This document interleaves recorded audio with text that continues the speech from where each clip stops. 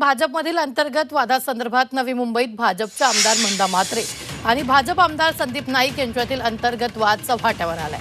मंदा म्हात्रे या बेलापूर मतदारसंघाचे आमदार आहेत। असं असताना बेलापूरमधून गणेश नाईक यांचे सुपुत्र आणि भाजप जिल्हाध्यक्ष संदीप नाईक हे निवडणूक लढवण्याच्या तयारीत आहेत। नेरूळ येथील कार्यक्रमात मंदा म्हात्रे यांनी संदीप नाईक यांच्यावर जोरदार टीका केली। सध्या सगळ्यांना आमदार व्हायचंय, माझ्या नादाला लागलं तर त्याचा मी नादखुळा केल्याशिवाय राहणार नसल्याचं दमच मंदा म्हात्रे यांनी दिला। यावर विरोधकांनी काय बोलायचं ते बोलू द्या, आम्ही आमचे काम करत राहू, अशी प्रतिक्रिया भाजप जिल्हाध्यक्ष संदीप नाईक यांनी दिली आहे।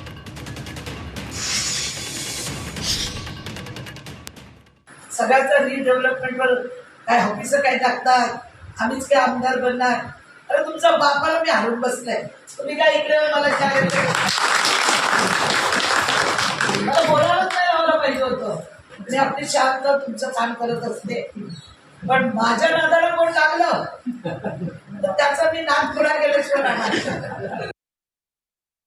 निवडणुका डोळ्यासमोर ठेवून काम करण्याचे संस्कार हे आमच्यावर नाही आहेत। त्यामुळे विरोधकांना काय बोलायचं ते बोलून दे, त्यांनी बोलत राहावं। आम्ही नाईक साहेबांचे त्या ठिकाणी कार्यकर्ते आहोत, त्यांनी बोलत राहावं आणि आम्ही काम करत राहावं आणि आम्ही काम करत राहू।